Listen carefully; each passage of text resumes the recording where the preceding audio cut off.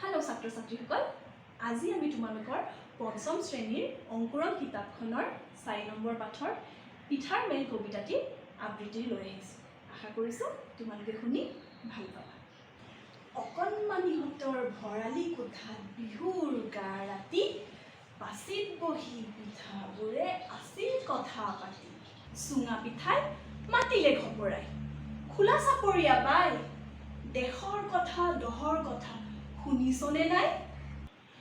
এই দেশত আৰু বেছিদিন নাই আমাৰ ভাত, কিয় কওঁ তেনে দুখ লগা কথা, সুতুলিয়ে দিলে মাত। ফেনী পিঠাই দিলে উত্তৰ, ফেৰ উলিয়াই, হওঁতে আমাৰ চুঙা বোপাই, মিছা কোৱা নাই।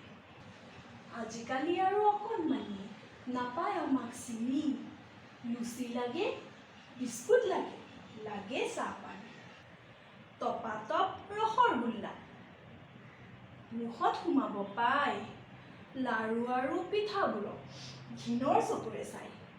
পিঠাৰ এই ঘোৰ অপমান, তালৈ কোনে কৰে কাম, এনেদৰে হ'লে আমি বেছি দিন আৰু জীয়াই থকাই